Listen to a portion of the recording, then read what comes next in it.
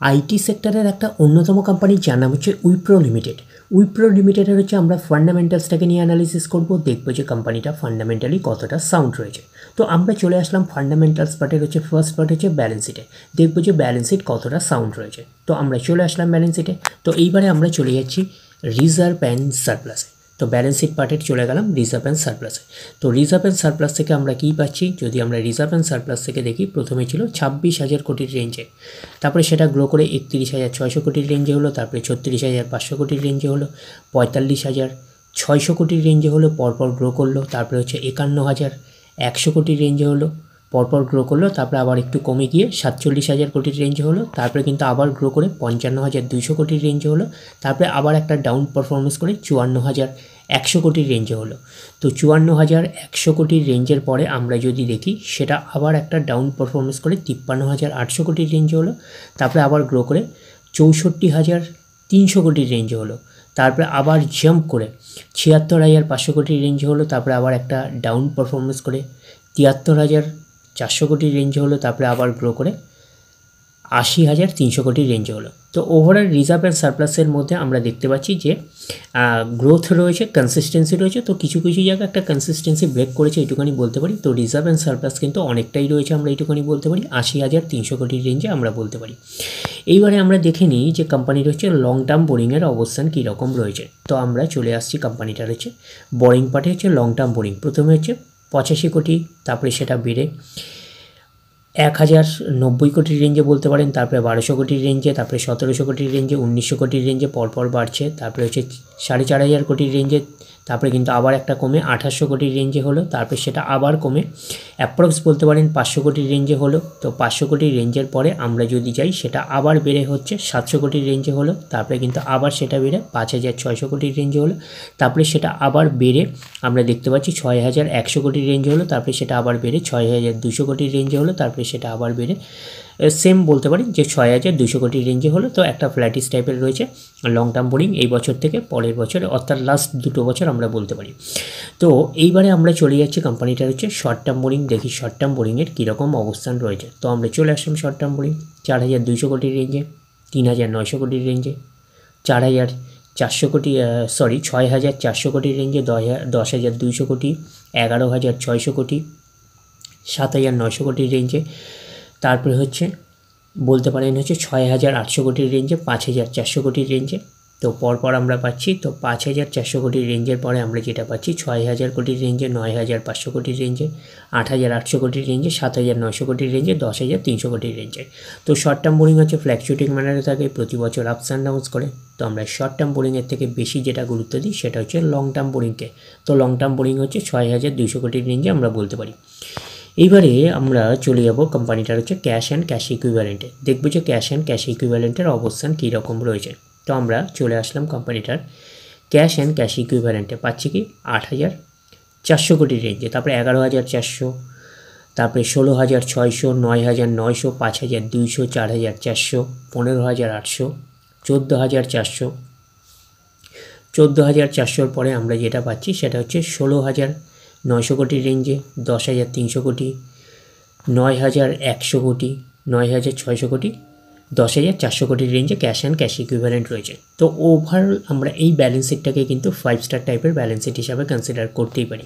তো ক্যাশটা অনেকটাই রয়েছে বলতে পারি, অ্যাপ্রক্স বলতে পারেন 10,500 কোটির রেঞ্জে হচ্ছে ক্যাশ রয়েছে। আর শর্ট টার্ম বোরিং কী রয়েছে, শর্ট টার্ম বোরিং তো ন্যাচারাল ব্যাপার, আমরা জানি যে ফ্ল্যাকচুয়েটিং ম্যানারে থাকে, প্রতি বছর আপস অ্যান্ড ডাউনস করে। তো শর্ট টার্ম বোরিং হচ্ছে 10,300 কোটির রেঞ্জে রয়েছে, আর লং টার্ম বোরিং হচ্ছে 6,200 কোটির রেঞ্জে রয়েছে লং টার্ম বোরিং। আর রিজার্ভ মোটামুটি অনেকটাই রয়েছে আমরা দেখতে পাচ্ছি। তো রিজার্ভ অ্যান্ড সারপ্লাস রয়েছে 80,300 কোটির রেঞ্জে। তো এইবারে আমরা চলে যাব কোম্পানিটার প্রফিট অ্যান্ড লসে, দেখব যে প্রফিট অ্যান্ড লসের অবস্থান কীরকম রয়েছে।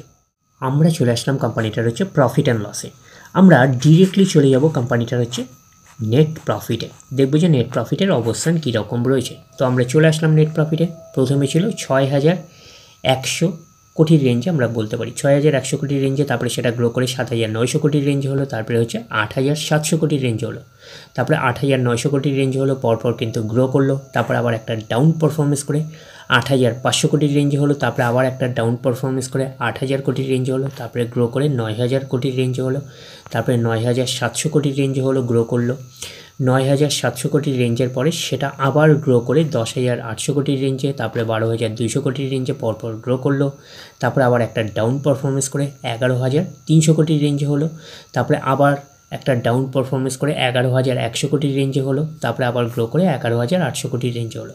তো নেট প্রফিটের মধ্যে আমরা মোটামুটি গ্রোথও পেয়েছি, কনসিস্টেন্সিও পেয়েছি। তো দু একটা জায়গায় শুধু কনসিস্টেন্সি ব্রেক করেছে, নাহলে ওভারঅল কিন্তু নেট প্রফিটের মধ্যে কনসিস্টেন্সি রয়েছে প্লাস কিন্তু গ্রোথ রয়েছে। এটা কিন্তু কোম্পানির ক্ষেত্রে একটা পজিটিভ সাইন। তো ওভারঅল আমরা এই প্রফিট অ্যান্ড লসটাকেও কিন্তু আমরা 5 স্টার টাইপের প্রফিট অ্যান্ড লস হিসাবে কিন্তু কনসিডার করতেই পারি। এইবারে আমরা চলে যাব কোম্পানিটার হচ্ছে শেয়ার হোল্ডিং প্যাটার্নে, দেখবো যে কার কী অবস্থান রয়েছে। তো আমরা চলে আসলাম শেয়ার হোল্ডিং প্যাটার্নে। তো শেয়ার হোল্ডিং প্যাটার্নে হচ্ছে প্রোমোটার মিনস কি কোম্পানির ওনার কত পার্সেন্ট স্টেক হোল্ড করে রয়েছে, 72.79%। অ্যাজ পার সেবির রুলস অনুযায়ী কিন্তু ম্যাক্সিমাম হচ্ছে প্রোমোটার 75% পর্যন্ত কিন্তু স্টেক হোল্ড করে রাখতে পারে। তো সেখানে হচ্ছে 73%-এর কাছাকাছি কিন্তু স্টেক হোল্ড করে রয়েছে promoter. FIS foreign institutional investor রয়েছে 7.68%।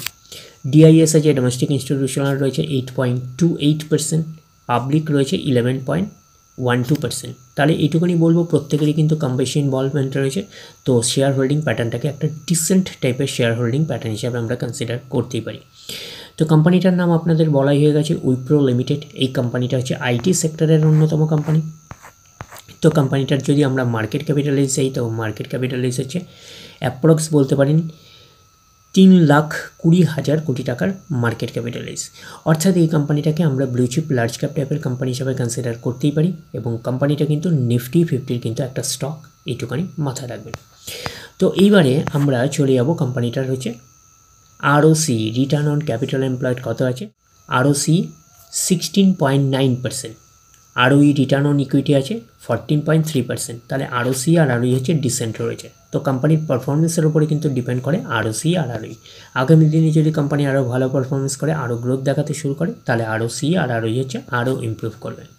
তো এইবারে আমরা চলে যাব কোম্পানিটার হচ্ছে চার্ট প্যাটার্নে, দেখবো যে শেয়ার হোল্ডারদের কতটা রিটার্ন জেনারেট করেছে। তাহলে আমরা চলে যাচ্ছি কোম্পানিটার চার্ট প্যাটার্নে। আমরা চলে আসলাম কোম্পানিটার হচ্ছে চার্ট প্যাটার্নে। তো উইপ্রো লিমিটেড এখন হচ্ছে ট্রেড করছে কত টাকায়, 305 টাকা 85 পয়সা এখন ট্রেড করছে। তো আমরা যদি চলে যাই কোম্পানিটার মার্কেট ক্যাপিটালাইজ হচ্ছে অ্যাপ্রক্স আপনাদের বলেই দেওয়া হয়েছিল 3,20,000 কোটি টাকার মার্কেট ক্যাপিটালাইজ। অর্থাৎ এই কোম্পানিটাকে আমরা লার্জ ক্যাপ ব্লু চিপ টাইপের কোম্পানি হিসাবে কনসিডার করতেই পারি। তো কোম্পানিটার আমরা যদি PE রেশিও দেখি কত আছে, 27.29 হচ্ছে PE রেশিও।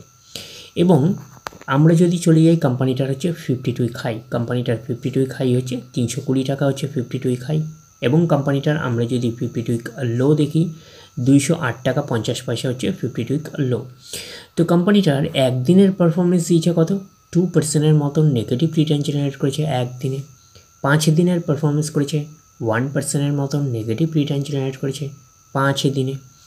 1 মাসের পারফরমেন্স দিয়েছে 5%-এর মতন পজিটিভ রিটার্ন জেনারেট করেছে 1 মাসে। 6 মাসের পারফরমেন্স দিয়েছে 25%-এর মতন পজিটিভ রিটার্ন জেনারেট করেছে 6 মাসে। আমরা যদি চলি যাই 1 জানুয়ারি থেকে, তো 1 জানুয়ারি থেকে পারফরমেন্স করেছে 28%-এর মতন পজিটিভ রিটার্ন জেনারেট করেছে 1 জানুয়ারি থেকে। 1 বছরের পারফরমেন্স দিয়েছে কত, 30%-এর মতন পজিটিভ রিটার্ন জেনারেট করেছে 1 বছরে। তো ন্যাচারাল ব্যাপার, আমরা জানি যে শর্ট টার্মে সেভাবে ওয়েলথ ক্রিয়েট হয় না স্টক মার্কেট থেকে। যত লং খেলবেন স্টক মার্কেটে তত হচ্ছে ওয়েলথ ক্রিয়েট হয়। বাট এই কোম্পানিটা কিন্তু শর্ট টার্মে অর্থাৎ 1 বছরে কিন্তু একটা ডিসেন্ট টাইপের পারফরমেন্স করেছে, আমরা এইটুকুনি বলতে পারি। 30%-এর মতন পজিটিভ রিটার্ন জেনারেট করেছে 1 বছরে অর্থাৎ শর্ট টার্মে। তো এখন দেখার বিষয়ে কোম্পানিটা কি লং টার্মে ভালো পারফরমেন্স করেছে, লং টার্মে কি শেয়ার হোল্ডারদের ওয়েলথ ক্রিয়েট করে দিয়েছে, সেটাই কিন্তু এখন আমাদের দেখার বিষয়। তাহলে আমরা চলে যাচ্ছি কোম্পানিটার 5 বছরের চার্ট প্যাটার্ন।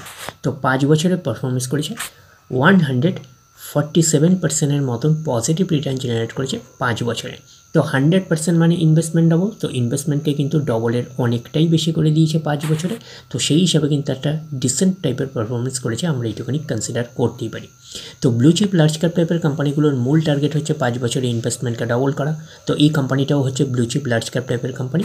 তো এই কোম্পানিটা কিন্তু 5 বছরে ইনভেস্টমেন্টকে কিন্তু ডবলের অনেকটাই বেশি করে দিয়েছে।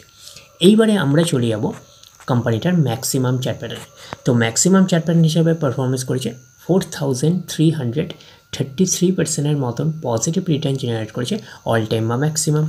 তো কোম্পানিটা লিস্টেড হয়েছে কবে? কোম্পানিটা লিস্টেড হয়েছে 1999-এ। তাহলে 1999 থেকে এখন অবধি রিটার্ন জেনারেট করেছে 4333% মতন পজিটিভ রিটার্ন জেনারেট করেছে, অল টাইম বা ম্যাক্সিমাম। তো ম্যাক্সিমাম চার্ট প্যাটার্নটা কিন্তু লেফট টু রাইট ওপরের দিকে মুভ করছে, তো সেই হিসাবে কিন্তু একটা ডিসেন্ট টাইপের চার্ট প্যাটার্ন হিসাবে আমরা কনসিডার করতেই পারি। যেহেতু কোম্পানিটা হচ্ছে অনেকবার বোনাস ইস্যু করেছে, তো সেই হিসাবে কিন্তু আপনারা অল টাইম রিটার্নটা সেই অর্থে কিন্তু আপনারা দেখতে পাচ্ছেন না, যেহেতু কম্পাউন্ডিং একটা ফ্যাক্টর কাজ করছে, যেহেতু অনেকবার এই কোম্পানিটা বোনাস শেয়ার ইস্যু করেছে, এইটুখানি মাথায় রাখবেন। তো রিসেন্টলিও কিন্তু এই কোম্পানিটা হচ্ছে উইপ্রো হচ্ছে বোনাস ইস্যু করেছে, এইটুখানি কিন্তু মাথায় রাখবেন। তো সেই কারণে আপনারা 305 টাকায় দেখতে পাচ্ছেন যে এখন স্টক প্রাইসটা, নাহলে কিন্তু আরও ডবল ছিল, ডবলের প্রায় কাছাকাছি ছিল স্টক প্রাইস, যেহেতু বোনাস শেয়ার ইস্যু করেছে, তো সেই কারণে কিন্তু এখন 305 টাকায় শেয়ারের ভ্যালু দেখতে পাচ্ছেন। তো ওভারঅল আমরা এই স্টকটাকে অ্যানালিসিস করে একটা ওভারভিউ পেলাম, যে অর্থাৎ ফান্ডামেন্টালসটাকে নিয়ে অ্যানালিসিস করে একটা ওভারভিউ পেলাম। এই কোম্পানিটা একটা ব্লু চিপ লার্জ ক্যাপ টাইপের কোম্পানি, তো ব্লু চিপ লার্জ ক্যাপ টাইপের কোম্পানি হিসাবে এই কোম্পানিটাকে আমরা ফান্ডামেন্টালি সাউন্ড কোম্পানি হিসাবে কিন্তু কনসিডার করতেই পারি। তো এই কোম্পানিটার একটা জিনিস বলছি, যে চার্ট প্যাটার্ন হিসেবে কিন্তু মুভ করে, অর্থাৎ লেফট টু রাইট ওপরের দিকে মুভ করছে ঠিক কথা, চার্ট প্যাটার্নটা কিন্তু স্লোলি মুভ করে এই চার্ট প্যাটার্নটা, এইটুখানি মাথায় রাখবেন। তো ওভারঅল ভিউটা আপনাদের কাছে ক্লিয়ার।